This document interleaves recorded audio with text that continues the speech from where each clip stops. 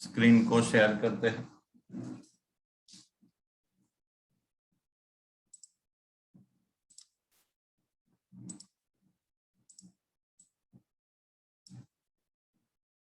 अभी आज टीडीएस का डे 2 है।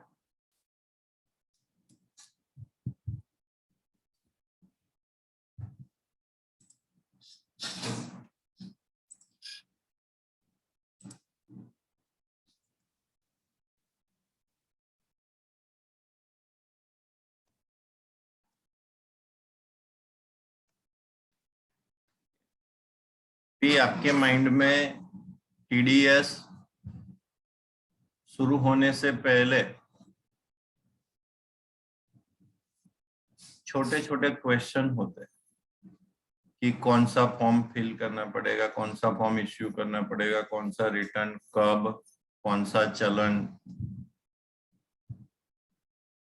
फिर अगर टीडीएस नहीं फाइल किया, कुछ रह गया तो क्या होगा। ठीक है, तो जैसे मैच शुरू होने से पहले प्लेयर को सब इंफॉर्मेशन दी जाती है कि यहाँ पे 4 रन है, यहाँ से आउट है, मतलब वगैरह वगैरह।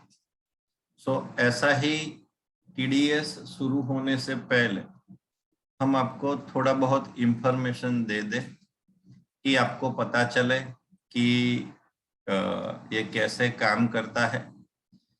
शुरुआत करें तो उसका फुल फॉर्म क्या है।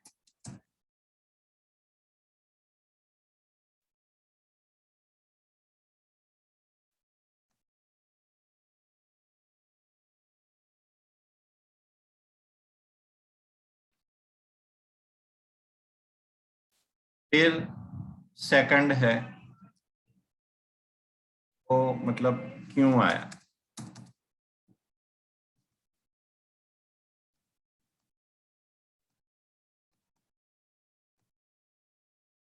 फ्लैग ट्रांजैक्शन को रिमूव करने के लिए आया है। थर्ड है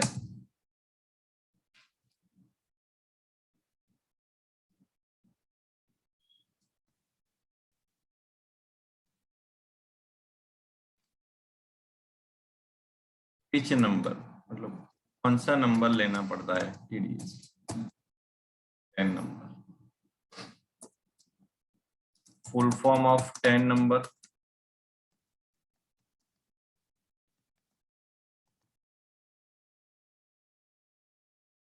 टैक्स असेसमेंट नंबर, उसका लिमिट क्या है। तो इंडिविजुअल के लिए एक्सीडिंग 2 CR, के लिए नो लिमिट, मतलब very first transaction you have to got 10 number.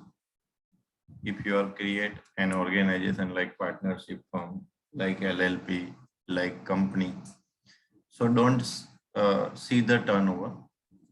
If you are creating private limited firm, then very first transaction you have to apply for 10. Okay, now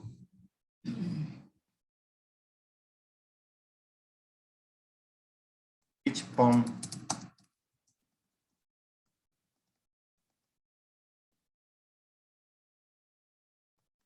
number लेने के लिए मुझे कौन सा form fill up करना पड़ेगा। 9B, ठीक है। नाउ 49B और उसके साथ amount paid to the, you have to pay approximately 65 rupees.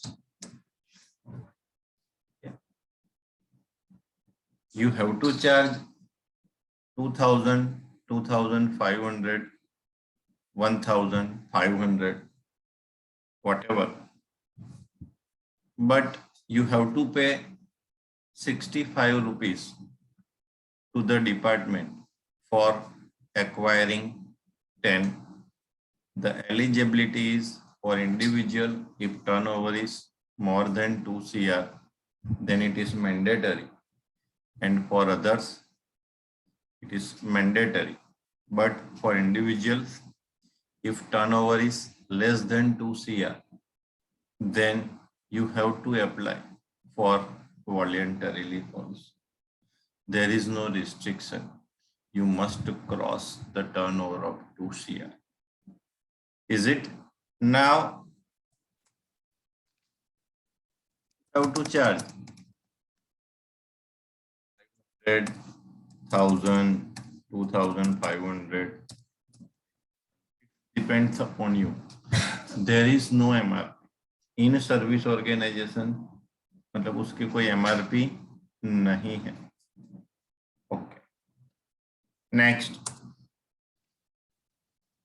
Which form is to be issued? कौन से फॉर्म आते हैं? एक तो फॉर्म नंबर 16 आता है, 16A आता है. TDS में 3 तरह के फॉर्म आते हैं. फॉर्म 16 क्या है सर? फॉर्म 16 वो सैलराइड पर्सन को मिलता है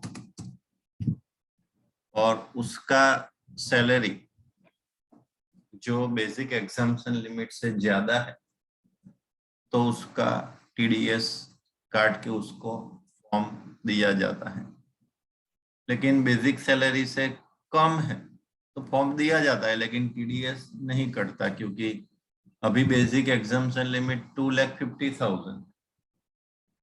ठीक है. So form 16 is to be issued but TDS not to be deducted. Why?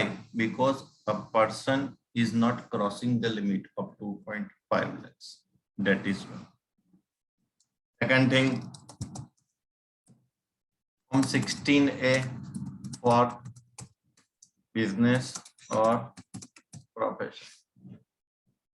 मतलब मेरा कंप्यूटर क्लास है, ठीक है. I have to invest money in Punjab National Bank as a fix deposit worth ₹10 lakhs. So I was getting interest from the Punjab National Bank. Is it clear? Because invested 10 lakhs rupees.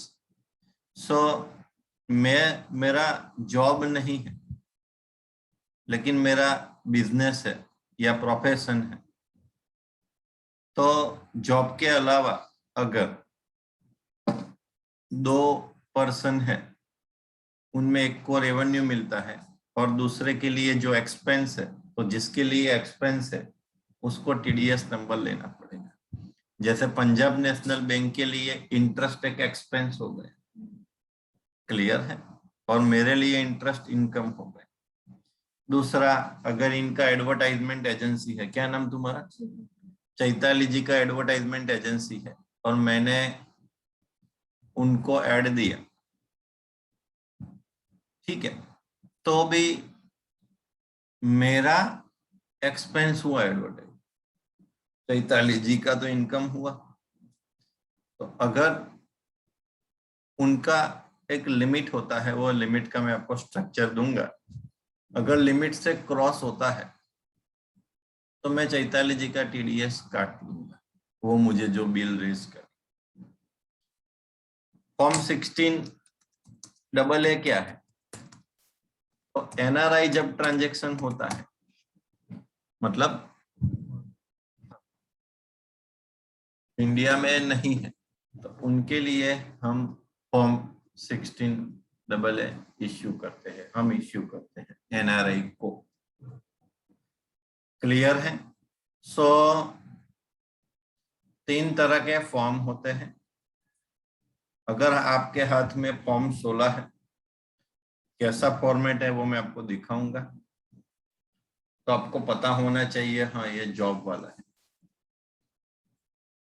ठीक है. इनके हाथ में form 16A है तो ये job नहीं करते हैं, मतलब बिजनेस और बिजनेस का ट्रांजैक्शन है या बिजनेस और प्रोफेशन का ट्रांजैक्शन है. ठीक है. और जो काटता है उसका एक्सपेंस है, जो मिलता है उसका TDS कटता है. मान लो मैंने पंजाब नेशनल बैंक में इन्वेस्ट किया तो मुझे इंटरेस्ट मिला, तो उसके लिए एक्सपेंस हो गया।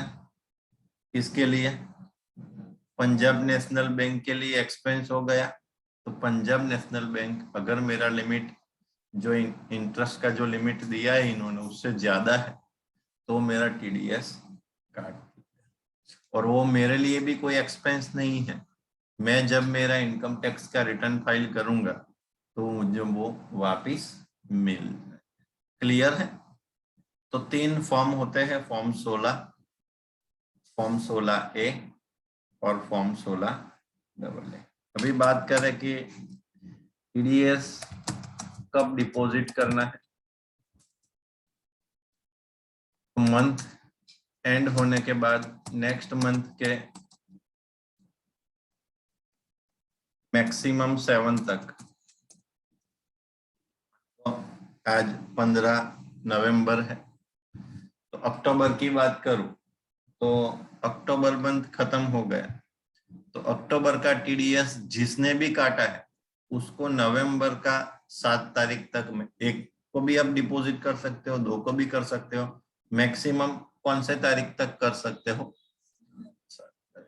ठीक है। If you are miss the date,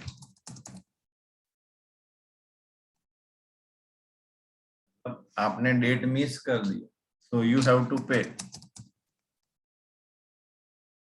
interest 1.5% per month. आपको मतलब आपने डेट 7 तारीख को मिस कर दी, ठीक है, तो आपको 1.5% पर मंथ का इंटरेस्ट आपको लगेगा। फिर का रिटर्न कब फाइल करते हैं? टीडीएस का चलन पता चल गया, डिपॉजिट मतलब चलन, और जो चलन हमें पे करना होता है, डिपॉजिट करना होता है, कौन से चलन नंबर हैं, चाहे जॉब का हो या बिजनेस का हो या प्रोफेशन का हो या एनआरआई का हो, चलन किसी का डिफरेंट नहीं रहता है, चलन चलन रहता है, और चलन 281 में रहता है, ठीक है। तो मेरे को सराउंडिंग पता चला, क्या पता चला? फुल फॉर्म पता चला, क्यों आया है, ब्लैक ट्रांजैक्शन को रिमूव करने के लिए आया है। कौन सा नंबर लेना पड़ेगा? 10 नंबर लेना पड़ेगा। उसका फुल फॉर्म क्या है? Tax assessment number. उसका लिमिट क्या है? 2 CR से ज्यादा इंडिविजुअल के लिए, और अदर के लिए वेरी फर्स्ट ट्रांजैक्शन। कौन सा फॉर्म फिलअप करना पड़ेगा टीडीएस नंबर लेने के लिए?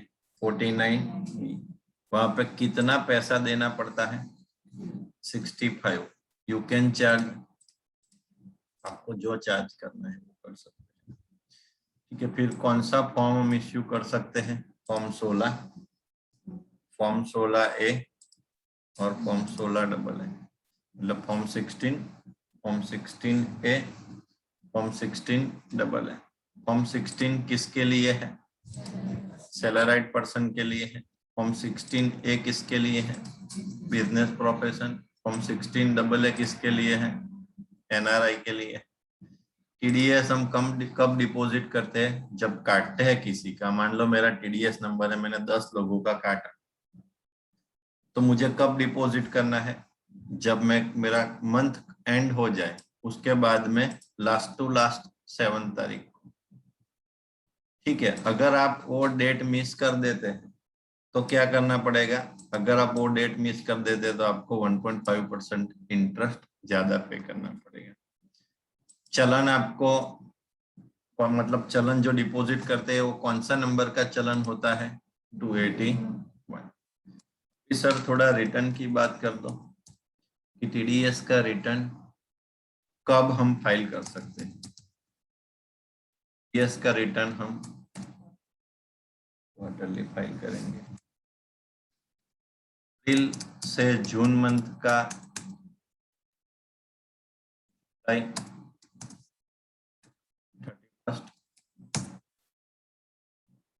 जुलाई से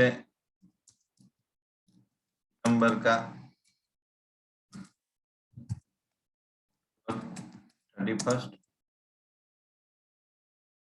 अक्टूबर से दिसंबर तक का जनवरी 31, जनवरी से मार्च का 15 में और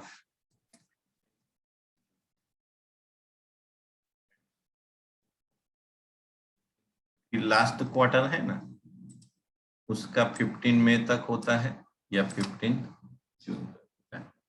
और टीसीएस की बात करें तो टीसीएस बाद में आएगा आपको, ये सब डेट वही रहेगी लेकिन यहाँ पे 15 हो जाएगी। क्लियर है? सो हमें ये पता चला कि हमें रिटर्न कब फाइल करना है और हमें ये पता चला कि हमें चलन, ठीक है। अभी चलन और रिटर्न में क्या फर्क है?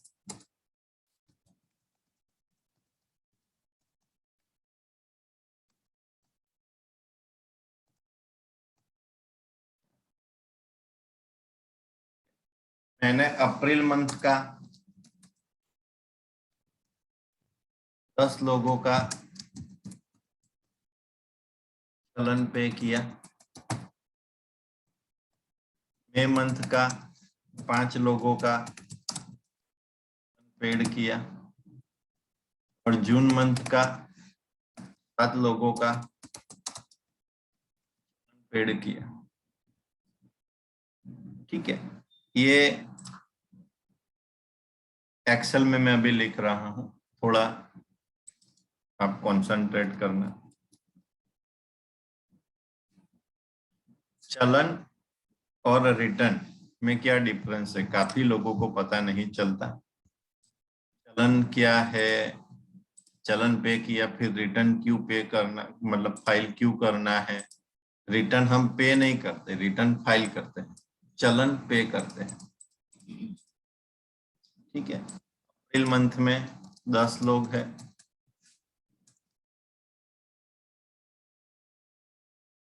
मई मंथ में 5 लोग हैं और जून मंथ में 7 लोग हैं, ठीक है। अभी अप्रैल का मैंने पे किया मई के 6 को, मई का मैंने किया जून के 5 को और जून का मैंने किया जुलाई के 3 को। वो भी चलन आता है, वो चलन हम 281 में पेड कब करते हैं।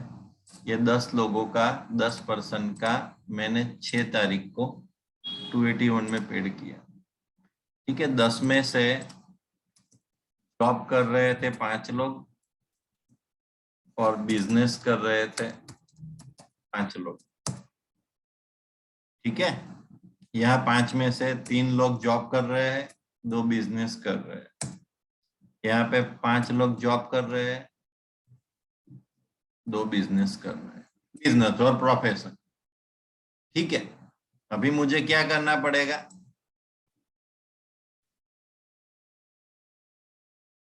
तो मुझे ये तीनों का मतलब इनका तो मैंने पेमेंट तो कर दिया है, मान लो 10 लोगों का मैंने 1 लाख पेमेंट कर दिया, यहाँ पे भी 50,000 मैंने पेमेंट कर दिया, यहाँ पे भी 30,000 मैंने पेमेंट कर दिया फॉर एग्जाम्पल। मतलब ये 10 लोगों का 1 लाख होता है, ये 5 लोगों का 50,000 होता है फॉर एग्जाम्पल है, और ये 7 लोगों का 30,000 होता है। अभी आप थोड़ा देखो शांति से कि ये तो मैंने मंथली पे किया, टोटल मैंने कितना पे किया,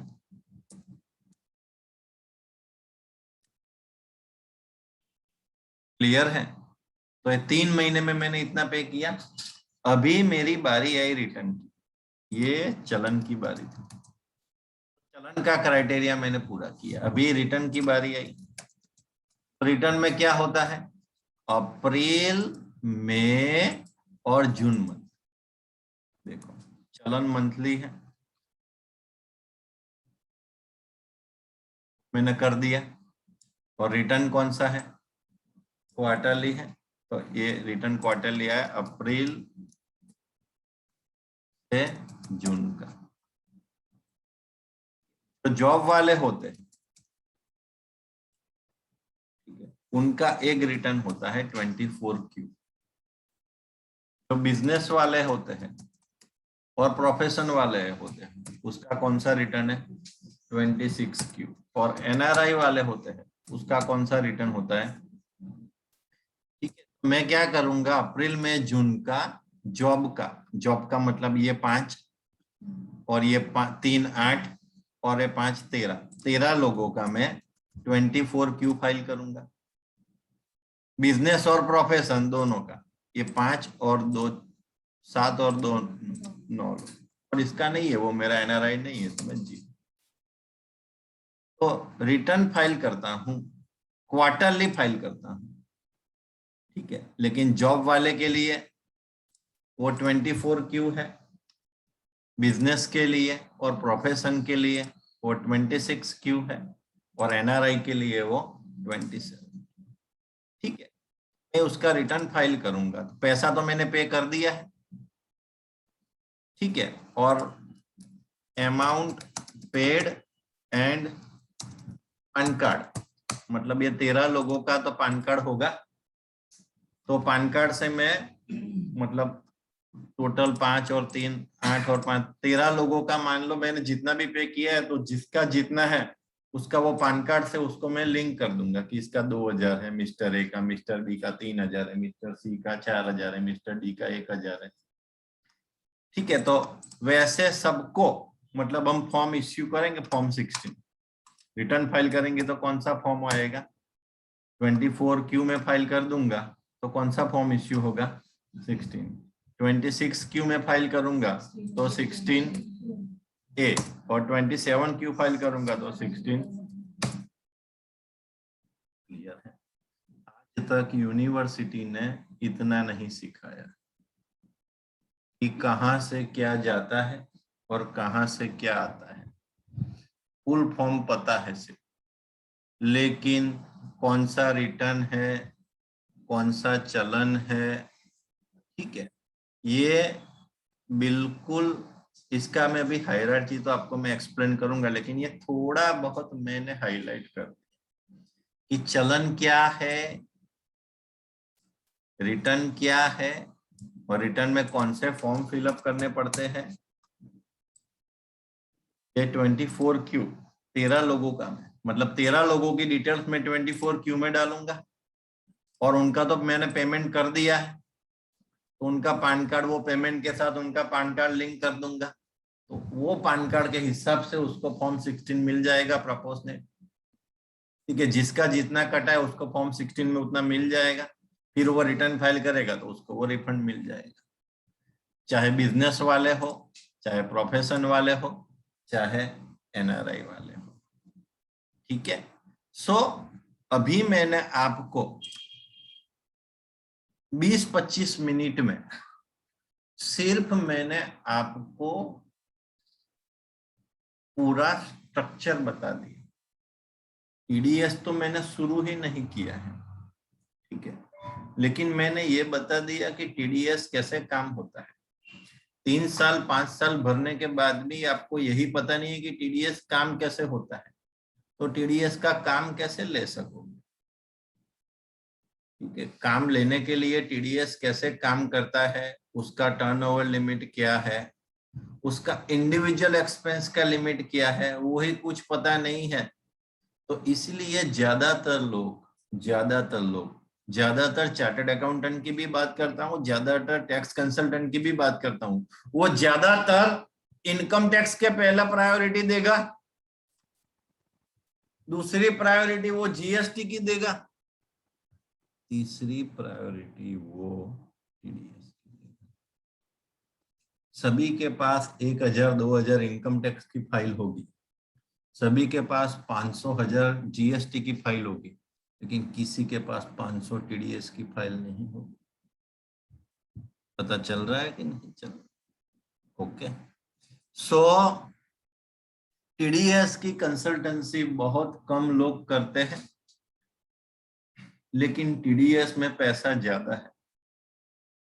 ये है लड़की, ये पान कार्ड का काम करती है, 200-250 लेगी, 10 लोगों का पान कार्ड करेगी, 200-250 2000 रुपया मिलेगा।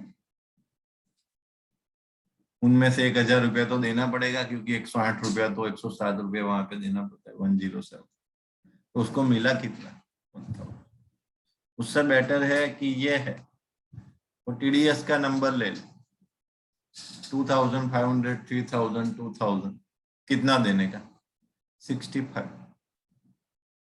ठीक है, तो आपको ही डिसाइड करना है कि आपको कौन सा काम प्रेफर करना है और कौन सा काम प्रेफर नहीं करना।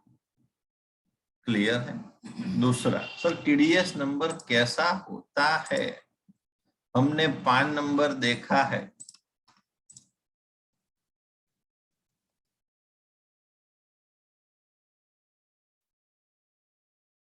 फर्स्ट 4 अल्फाबेटिक,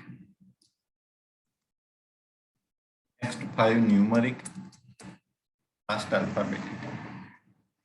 देखो, मैं आपसे यह कहता हूं कि यहाँ पे ऑनलाइन पे 1010 है और ऑफलाइन में 20-25 लोग होंगे, 25 ऐसा एज्यूम कर देते हैं। ठीक है, तो टोटल 35 है, 5 लोग नहीं आए, टोटल 40 है। अभी 40 में से 10%, 4 लोगों ने भी टीडीएस नंबर नहीं देखा हो। ऑनेस्टली बताए मुझे, टीडीएस नंबर किसने देखा है?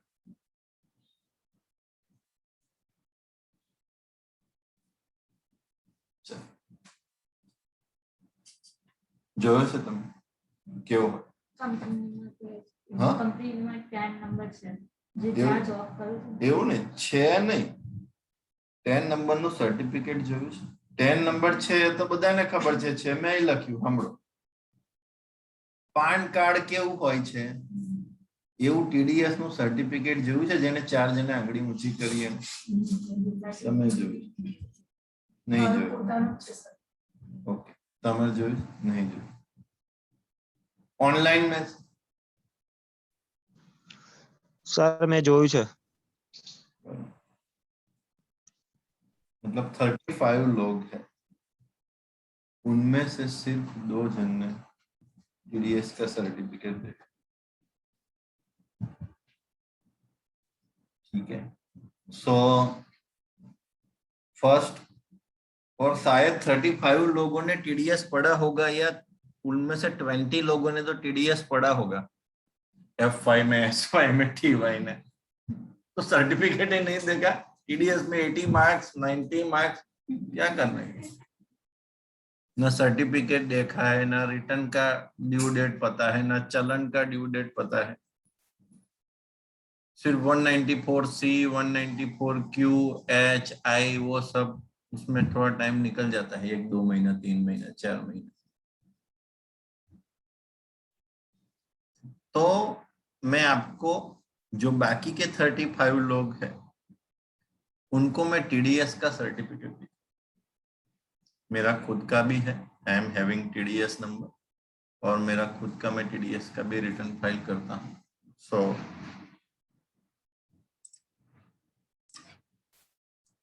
देख सकते हो आप कैसा दिखता है।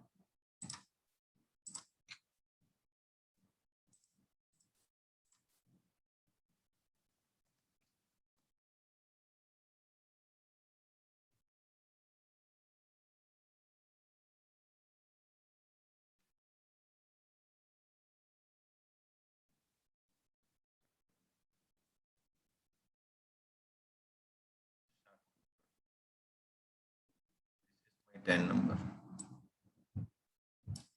ओके। कब दिया था मैंने? 1 साल और 3 महीना हुआ, मतलब लॉकडाउन में मैंने लिया था, क्लियर है? तो you assume that my turnover is crossed to threshold limit or voluntary I am having 10 number. मतलब आप क्या एज्यूम कर सकते हैं कि मेरा टर्नओवर क्रॉस हुआ होगा या मैंने वॉलंटरी लिया होगा। ठीक है सर, सर्टिफिकेट दिखाइए।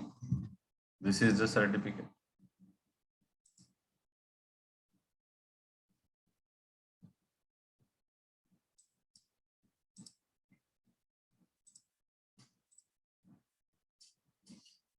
ओपन करने के लिए कुछ password is 6 digit pin code. Pin code तो मेरा 390001 है। क्लियर है? और इसको बड़ा करते हैं, ऐसा आता है। ये मेरा नंबर है।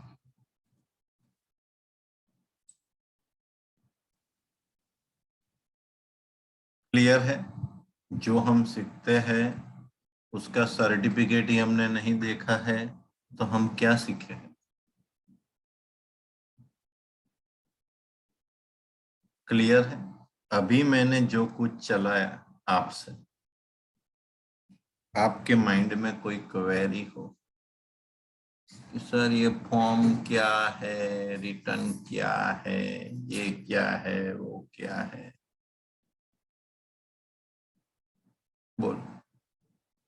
फॉर्म 16 અને 16 એ જે કીધું ને એટલે હું हिंदी में बात करो क्योंकि रिकॉर्डिंग हो रहा है। फॉर्म 16 और 16 है जो आपने बताया, मैं हॉस्पिटल में नौकरी करता हूँ तो हम डॉक्टर है जो सैलरी पे होते हैं, लेकिन हम उनको फॉर्म 16 ए देते हैं, तो यानी अपॉइंटमेंट लेटर भी हम उनको देते हैं और सैलरी ही दे दे रहा है, उनको फॉर्म 16 ए देते हैं। बहुत यानी वो मांगते हैं तो हम देते हैं।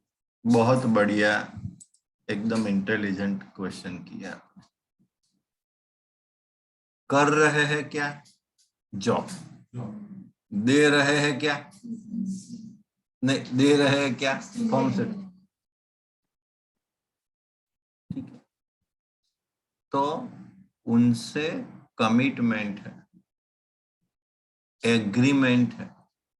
क्या है कि आप हमारे वहां पे काम करोगे तो आपको मैं 3 लाख दूंगा, आपको मैं 5 लाख दूंगा, आपको मैं 7 लाख दूंगा। मतलब वो पेरोल पे नहीं होते, दोनों का एग्रीमेंट है।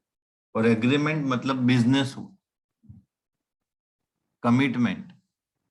ठीक है, और मान लो मैं मतलब हमारे जो नीचे है एक मैडम है, उनको मैं मतलब उनका सालाना सैलरी 1,20,000 है फॉर एग्जाम्पल। ठीक है, लेकिन सैलरी नहीं, मैंने क्या बोला उनको कि आप मतलब परमानेंट एम्प्लॉय नहीं है, मैं आपसे कॉन्ट्रैक्ट करता हूं कि आप 11 मंथ के लिए मेरे पास हो। तो वो क्या हो गया? कॉन्ट्रैक्ट हो गया। तो कॉन्ट्रैक्ट वो पेरोल में नहीं, कॉन्ट्रैक्ट मतलब एक तरह का बिजनेस हो कि मैंने आपको बोला कि मैं आपको इतना दूंगा, फिर वो कॉन्ट्रैक्ट है तो कॉन्ट्रैक्ट को सैलरी एक्ट नहीं लगेगा।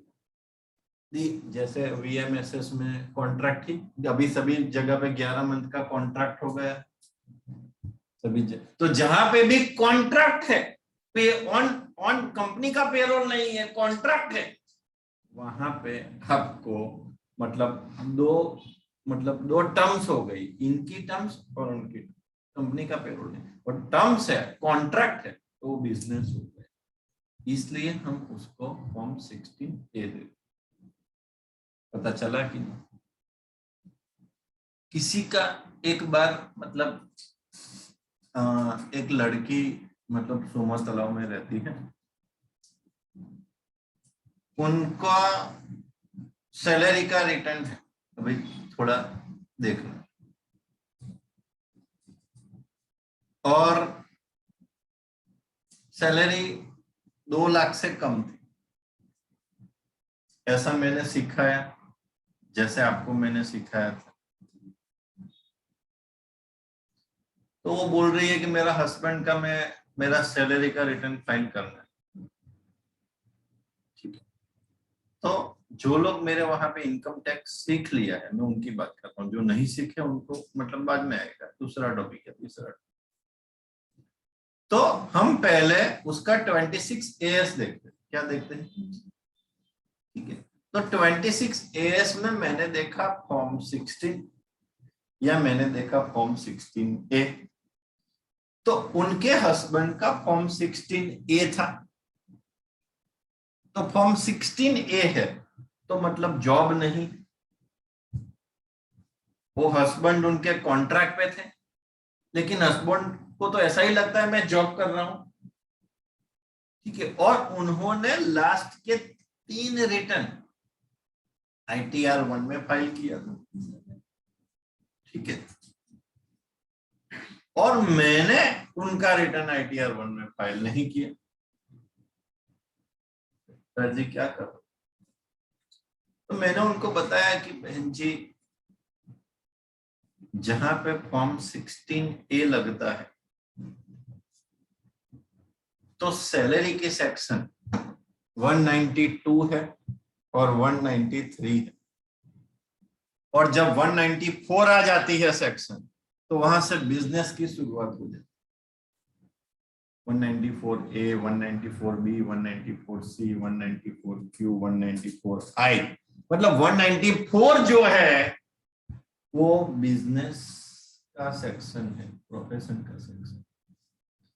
तो क्या आपको कुछ पता नहीं चलता? मैंने लास्ट 3 साल से मैं सैलरी के रिटर्न फाइल कर रही हूँ, कुछ नहीं हुआ। तो वहां से बैठे बैठे उन्होंने कोई SBI बैंक के मैनेजर को कॉल किया, कोई चार्टर्ड अकाउंटेंट को कॉल किया। ठीक है, तो मैंने तो सिर्फ उतना आंसर दिया कि फॉर्म 16A में सैलरी का सेक्शन नहीं, सैलरी का सेक्शन 192 से शुरुआत होता है और 193 से शुरुआत होता है। ठीक है, अभी इनका जो TDS कटा है ना 194 की कैटेगरी में। So as per my opinion, I am not an expert person. ठीक है, all the person are expert, और सबका डिफरेंट डिफरेंट ओपिनियन रहता है। मेरा ओपिनियन यह है कि आप मेरे वहां से इनकम टैक्स का रिटर्न जब फाइल करो तो मैं उसको वो सेक्शन, या फिर मैं ITR 1 फाइल करूंगा तो अदर्स में दिखा दूंगा। सैलरी के सेक्शन 17 सबसेक्शन 5 में मैं नहीं दिखा। ठीक है, ITR 1 भरूंगा तो उसको मैं अदर इनकम में दिखाऊंगा या फिर ITR 1 फाइल में। तो वो डिस्कशन 2-3 दिन 4 दिन चले, फिर उनको भी पता चला, मैंने सब उसको कटिंग्स दिया। ठीक है, तो क्या होता है कि देखो, इनका जो माइंडसेट है, इनका है, वो 5 मिनट में चेंज हो सकता है, किसी का नहीं चेंज होगा, मेरा भी नहीं होगा 5 मिनट में। मैंने उसको कटिंग्स दिया, वो मुझे कटिंग्स देंगे, मैं उसको कटिंग दूंगा, वो स्टडी करेंगे, वो मुझे कटिंग देंगे। फिर मुझे लगेगा कि मेरी बात गलत है, तो I am accepting that I am wrong. उनकी भी गलत है तो उसको भी पता चलेगा। गुस्सा होने से तो कोई मतलब बात बन नहीं जाएगी। ठीक है, तो सैलरी का एक अलग सेक्शन होता है, बिजनेस का एक अलग सेक्शन होता है। अभी 1-2 मिनट है, मैं आपको दिखाता हूँ कि सैलरी का सेक्शन क्या है, बिजनेस का सेक्शन क्या है, उसका डिटेलिंग फिर हम कल से ज्यादा पता चला कि नहीं। लेकिन दूसरा, इनका क्वेश्चन बहुत बढ़िया था।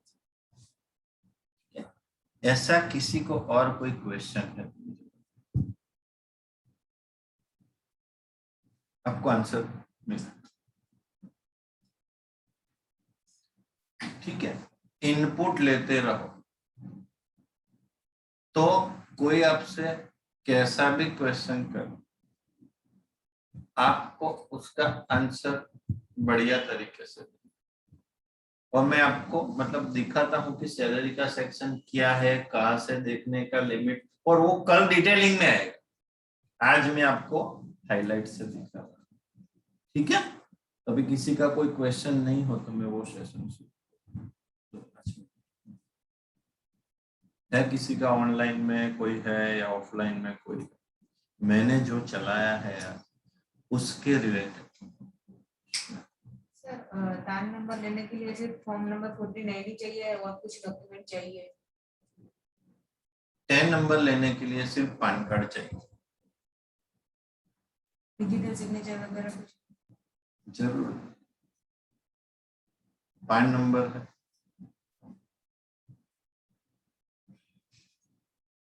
ओके। उसका ऑर्गेनाइजेशन क्या है वो देखिए।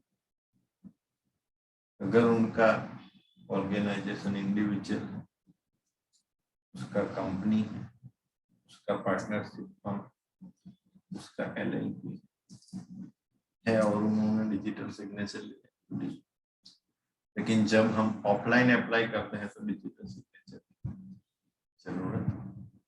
तो सर PSI नंबर की जरूरत लगेगी या नहीं लगेगी? वो तो PSI में आएगा। अभी तो मैंने क्या बोला आज,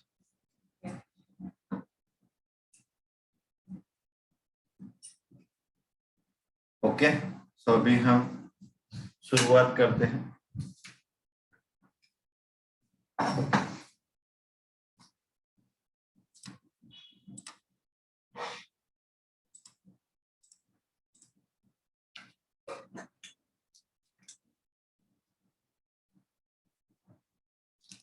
चलो।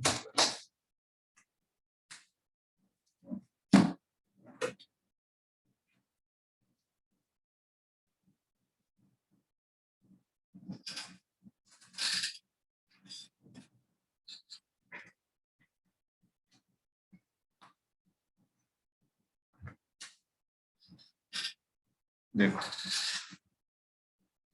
मेरा एक मैंने लिखा tdscpc.gov.in। हमारा डायरेक्शन कैसा होना चाहिए? कोई एक्ट बैक्ट की बात है, ज्यादातर पढ़ा ही नहीं। कंटिन्यू। रेट्स एंड टेबल, नए साल का रेट,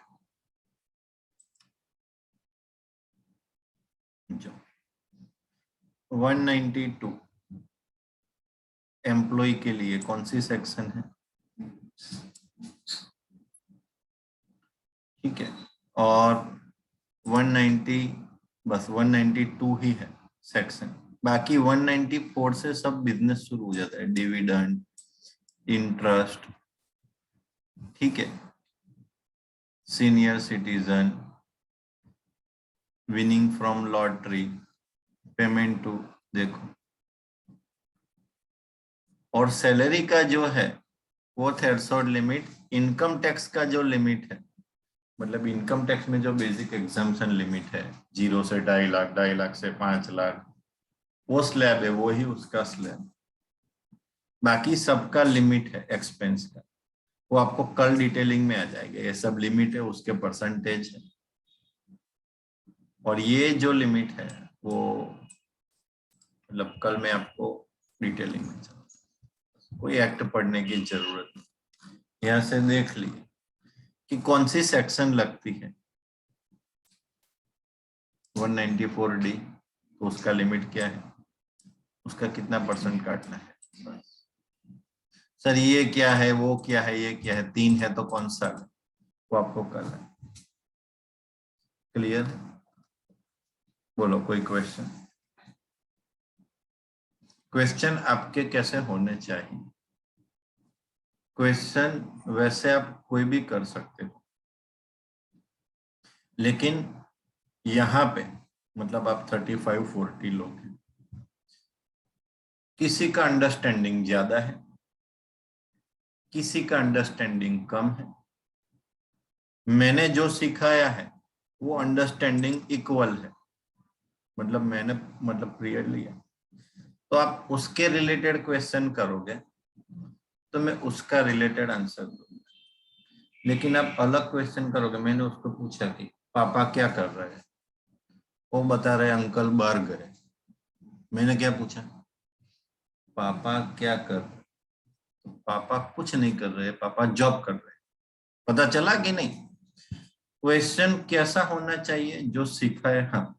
उसके अलावा आप कोई भी क्वेश्चन कर सकते हो, इसलिए क्योंकि जो नया आदमी है, जिन्होंने मुझे पे ट्रस्ट किया है, वो कंफ्यूज हो जा रहे हैं, यार ये कौन सा क्वेश्चन, मुझे तो आता नहीं है। क्लियर है?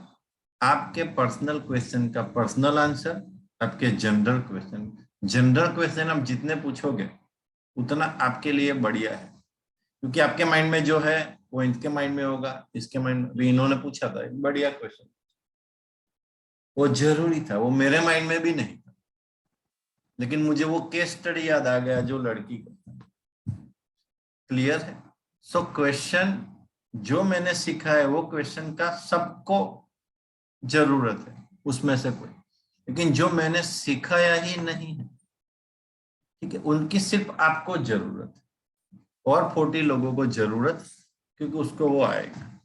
क्लियर है? सो बाकी का हम कल रखते हैं। Thank you very much, have a nice day. आपको आज का वीडियो सेशन मिल जाएगा, आपका नीचे एप्लीकेशन में आप बात कर लेना मैडम से।